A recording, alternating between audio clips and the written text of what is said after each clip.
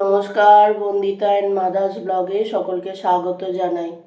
এই যে চা নিয়ে বসে পড়েছি মা আর আমি। রোজকার একই কাজ। হ্যাঁ, আর যে নিত্যকর্ম পদ্ধতি। কালকের দিনটা একটু ছুটি আছে। এক এক বছর সরস্বতী পুজোয় ছুটি দেয়, এক এক বছর ছুটি দেয় না। শ্রী পঞ্চমীতে এক এক বছর ছুটি দেয়, এক এক বছর ছুটি দেয় না। কি যে এদের আমি বুঝতেই পারি। গত বছর অফিস হয়েছিল তো। হ্যাঁ, গত বছর কেন ওই সুশান্ত যখন ছিল তখনও তো ওই বাড়িতে পুজো হবে, বিরক্তিকর। এক এক বছর কি যে মাথায় চাপে ভগবান জানে। একভাবে ছুটি দিতে পারে না, এক এক বছর ছুটি দেয়, এক এক বছর দেয় না। ফেব্রুয়ারি মাসে একটাও ছুটি নেই। না, মার্চে দুটো আছে। হ্যাঁ, মার্চে দুটো আছে, দোলের আছে আর একটা কি আছে কিসের পরব মহামেডান। চলো চাটা খেয়ে নি। শরীরটাও ভালো লাগে না, ম্যাচ ম্যাচ করছে। ভাঙলে ভোরবেলা কে রোজ ভোরবেলা আননোন নাম্বার থেকে ফোন করে, ওই ল্যান্ডলাইন নাম্বার ওটা। চাটা খাই। এই যে ঠাকুরকে সাজিয়ে দিয়েছি, আজকে বৃহস্পতিবার। মা পারে না, মার পাটায় খুব ব্যথা, ওই জন্য সাজিয়ে টাজিয়ে দিলাম। আর এই মা যেটুকুনি পারবে, এরপরে শিব ঠাকুর রয়েছে সেখানে চান করাবে, গোপুকে চান করাবে, দিয়ে ওখানে গাঁদা ফুল টুল দিয়ে সাজিয়ে দেবে, আর শিব ঠাকুরকে আকন্দ ফুলের মালা দিয়ে দেবে। আমি আর দিলাম না ওই জন্যে। আর মা ওদিকে কি করছে দেখি। মা কি করছো? মা রান্নাও হয়ে গেছে, এদিকে সব হয়ে গেছে, রেডি হয়ে গেছে। আমার ওই ঠাকুরকে ফুল দিতে গিয়ে একটু দেরি হয়ে গেল। হ্যাঁ চলো এবার রেডি হয়ে নিই। রান্না হয়েছে ভাত আর লাউয়ের তরকারি, কড়াইশুঁটি, ধনে পাতা, বড়ি দিয়ে, এদিকে ডিম ভাজা, আর মা এই যে উচ্ছে সেদ্ধ মাখছে। এই মেনু আজকে আমাদের। এই যে 3টে এসছে, অফিস থেকে ফিরলাম। উফ কি করছে 3টেতে মিলে। আমার তাহলে ওদের দুজনকে দাও, ও চলে যাচ্ছে, খাবে না। ও খাবি তুই? আচ্ছা ঠিক আছে। এই যে কি করবি, কি করবি?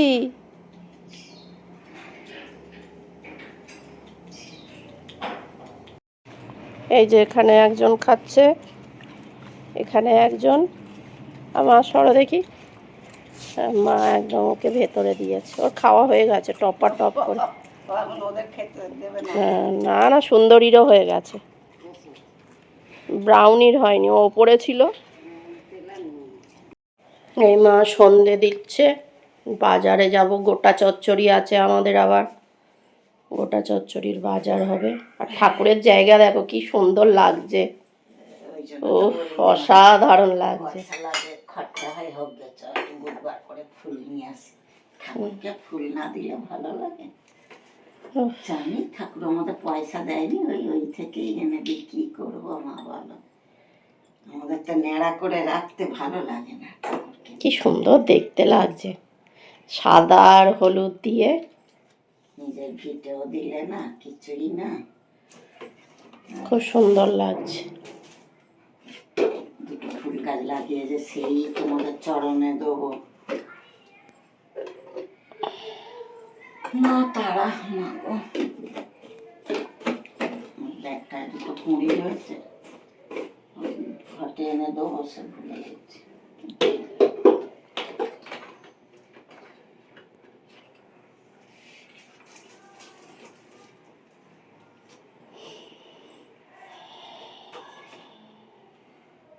না গেলে এসে দেয়া দেরি হয়ে যাবে, 7টা আজ বৃহস্পতিবার, 7টা বাজানো হবে না।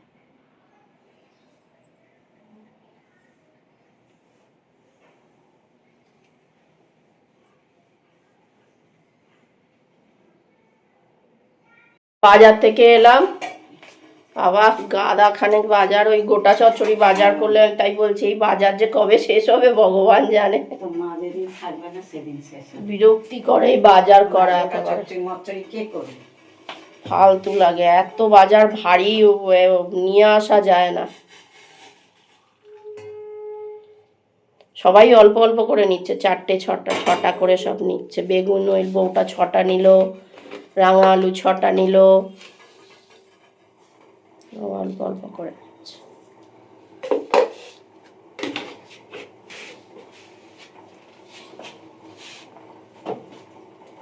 এই যে আমার চাটা করেছো, দেখি নিয়ে যাই।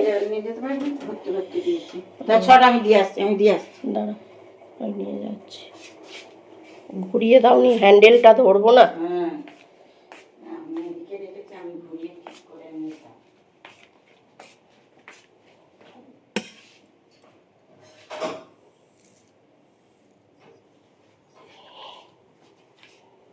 এসো চা নিয়ে এসো। দুধ ফুটবে তারপর তো? না না, দুধ দিয়ে দিয়েছি। বাইরে গেছিলাম সবজি বাজার করতে, আর মাছ নিয়ে এসেছি। কতদিন আমাদের মাছ খাওয়া হয় না, আমি ধরেইছি আজকে বাজারে গেলেই মাছ কিনে আনবো বাবা। উফ, এতদিন মাছ খাওয়া, মাছে ভাতে বাঙালি আমরা বাবা, মাছ খাওয়া হচ্ছে না, মনটা আনচান আনচান করছে মাছের জন্যে যেন। মা হাসছে আমি তখন বলছি বলে। এই যে সবজি কিনে আনা হয়েছে, আজকে অনেক সবজি আনা হয়েছে বলো মা, প্রচুর সবজি। কালকে এগুলো লাগবে, মিনিটই লাগবে না। আনা হয়েছে সবজি, সব ফুলে গেছে, পড়ে গেছে।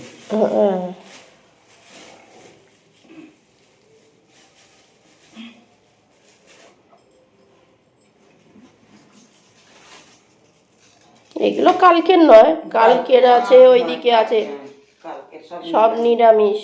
কাল আমাদের কতটা পেঁয়াজ কলি দিয়েছে বলো, আগের দিন দেয়নি বলে। আবার 1 কিলো দিতে চাইছিল, পুরো বান্ডিলটা।